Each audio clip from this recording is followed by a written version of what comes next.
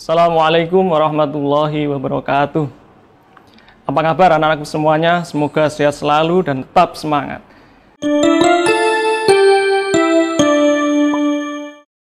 Pada program Jari Cerdik kita kali ini, kita akan membahas materi fikih kelas 6, pelajaran 1 tentang makanan halal dan haram. Kenapa sih kita harus belajar makanan halal dan haram? Kita tentu masih ingat tentang kisah manusia pertama yang diciptakan Allah, yaitu Nabi Adam alaihissalam. Beliau beserta istrinya menempati surga yang disediakan oleh Allah Subhanahu wa Ta'ala dengan segala kenyamanan, dengan segala kesenangan, dengan segala fasilitas yang ada. Namun apa yang terjadi? Nabi Adam alaihissalam beserta istrinya harus keluar dari surga dan turun ke bumi disebabkan karena memakan makanan yang tidak diizinkan oleh Allah Subhanahu wa Ta'ala. Jadi makanan bukan hal yang sepele. Makanan harus kita pelajari bersama karena ternyata dengan makanan itu beberapa kesenangan, beberapa kenyamanan yang ada di dunia ini ternyata membawa sesuatu hal yang buruk dalam kehidupan kita.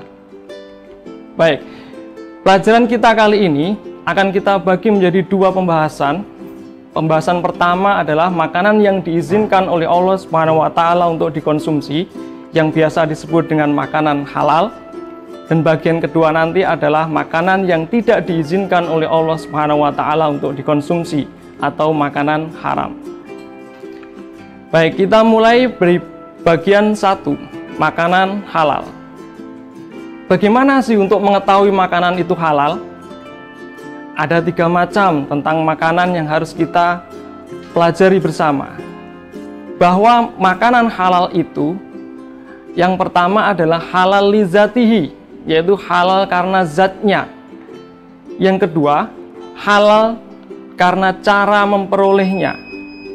Yang ketiga, ada halal karena cara mengolahnya. Dasar hukum atau dalil yang digunakan adalah Al-Quran Surat Al-Baqarah ayat 168. Baik, mari kita mulai membahas apa itu halal li zatihi. Halal li zatihi atau halal karena zatnya adalah makanan itu pada asalnya memang hukumnya adalah halal, disediakan oleh Allah untuk umat manusia. Contohnya adalah masuk dalam kategori makanan pokok seperti beras, jagung, ketela, dan lain sebagainya yang umum berada di sekitar kita. Yang kedua adalah kelompok binatang ternak. Di sekitar kita ada ayam, ada kambing, ada sapi, dan lain sebagainya. Kemudian yang ketiga adalah semua binatang laut. Semua binatang laut ini diciptakan oleh Allah halal untuk dimakan bagi umat manusia. Ini adalah halal li zatihi, halal dari asalnya hukumnya sudah diperbolehkan atau diizinkan oleh Allah untuk dikonsumsi oleh kita semuanya umat Islam. Selanjutnya adalah halal karena cara memperolehnya. Makanan yang halal karena cara memperolehnya itu tidak diperoleh dari cara-cara yang tidak sah atau cara-cara yang batil. Makanan itu halal tidak boleh dibeli dari uang hasil mencuri. Makanan itu tidak boleh dibeli dari cara membeli dengan harta hasil korupsi, tapi harus dilakukan dengan pekerjaan-pekerjaan yang halal. Yang kedua, halal yang dimakan dan dibeli dari hasil uang riba. Apa itu riba? Yaitu melipat gandakan uang baik dengan cara meminjamkan ataupun jual beli. Itu dinamakan riba. Kemudian yang ketiga, halal karena memang makanan itu adalah pemberian dari seseorang kepada kita. Selanjutnya, halal yang ketiga adalah halal karena cara mengolahnya. Dalam Islam kita telah diberikan tuntunan bahwa untuk mengolah makanan itu pun juga harus berhati-hati. Kalau kita ingin memakan makanan yang halal, yang pertama adalah halal karena disembelih dengan menyebut nama Allah. Kita biasa kalau menyembelih binatang yang halal dengan membaca bismillah terlebih dahulu. Yang kedua adalah diolah dengan bumbu atau minyak yang halal. Jadi tidak mengandung bahan-bahan yang itu diharamkan oleh Allah Subhanahu wa Ta'ala. Baik, dengan memakan makanan yang halal itu ada beberapa hikmah yang bisa kita ambil sebagai umat Islam. Yang pertama adalah kita akan mendapatkan kesehatan jasmani dan rohani. Yang kedua, doa kita akan dikabulkan oleh Allah Subhanahu wa taala. Kita lebih mudah menerima kebenaran, kita lebih mudah menerima petunjuk. Nah, itu adalah beberapa hikmah yang bisa kita dapatkan kalau kita senantiasa menjaga makanan halal untuk masuk ke dalam tubuh kita. Baik, selanjutnya kita akan masuk pada bagian kedua, yaitu tentang makanan haram. Kita amati beberapa gambar di depan, yaitu ada babi, yang kedua ada saren atau didih, yang ketiga ada suik, itu adalah makanan dengan bahan dasar katak, yang saren atau didih dengan bahan dasar darah yang digoreng kemudian dipotong-potong.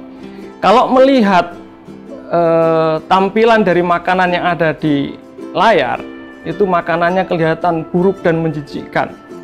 Itu bagi kita umat Islam. Karena itulah Allah Subhanahu wa taala berfirman dalam surat Al-A'raf ayat 157, wa yuhillu lahumut thayyibat wa yuharrimu alaihimul khaba'is, bahwa Allah itu dihalalkan bagi kita itu adalah sesuatu yang baik-baik dan diharamkan atas mereka itu sesuatu yang buruk atau menjijikkan. Apa saja makanan haram itu? Nah, supaya kita bisa lebih berhati-hati apakah makanan ini masuk dalam kategori haram atau tidak, mari kita bahas bersama. Makanan haram itu dibedakan menjadi yang pertama haram lizatihi, yaitu atau biasa juga disebut dengan haram aini. Haram lizatihi atau aini ini memang hukum asalnya sudah haram. Jadi makanan-makanan ini memang sudah dinas di dalam Al-Quran maupun hadis bahwa makanan tersebut tidak boleh dikonsumsi oleh umat Islam. Dan ini dibagi atau berasal dari dua sumber. Yang pertama adalah dari hewani, ini seperti babi, kemudian di dalam anjing, darah di dalam Quran surat Al-Maidah ayat 3 nanti ada rincian yang lebih lengkap lagi, bisa kalian baca. Kemudian dari unsur nabati ada kecubung, ada ganja, ada daun-daun yang beracun yang itu tidak diperbolehkan untuk dikonsumsi oleh manusia. Ini adalah masuk dalam kategori haram lizatihi atau haram aini. Hukum asalnya sudah haram. Haram yang kedua adalah haram li ghairihi atau haram sababi. Yang dimaksud dengan li ghairihi atau sababi ini adalah hukum asal dari makanan ini adalah halal, namun berubah menjadi haram karena ada sebab. Contoh, kita amati di layar, ada orang mengambil uang, ada tikus yang mengambil uang, itu adalah lambang dari korupsi. Nah, inilah yang menjadi sebab makanan halal itu berubah hukumnya menjadi haram karena dibeli dari uang hasil merampok, bisa mencuri, bisa jualan barang-barang yang dilarang oleh agama Islam, mengurangi timbangan dan lain sebagainya, sehingga meskipun makanan itu halal, maka statusnya kalau kita makan, kita masukkan dalam tubuh kita, makanan itu berubah hukumnya menjadi makanan haram. Selanjutnya apa yang terjadi anak-anak apabila kita masih nekat memakan makanan yang haram? Kita lihat di situ orang yang terbiasa makan makanannya haram, kalau kita amati itu pasti sesuatu yang tidak menyenangkan. Apa itu? Maka kita lihat ini. Yang pertama adalah makanan yang haram bisa merusak kesehatan dan akal pikiran. Jelas makanan haram itu mengandung beberapa hal yang itu tidak baik bagi tubuh dan jiwa kita. Karena itu bisa menyebabkan kesehatan kita menjadi rusak dan akal pikiran kita pun menjadi terganggu. Yang kedua, makanan haram itu menyebabkan doa kita itu terhalang untuk dikabulkan oleh Allah Subhanahu wa taala. Nah, ini celaka bagi kita karena senjata orang beriman itu adalah doa. Kalau sampai terhalangi untuk dikabulkan, itu berbahaya. Dan yang ketiga adalah sulit menerima hidayah.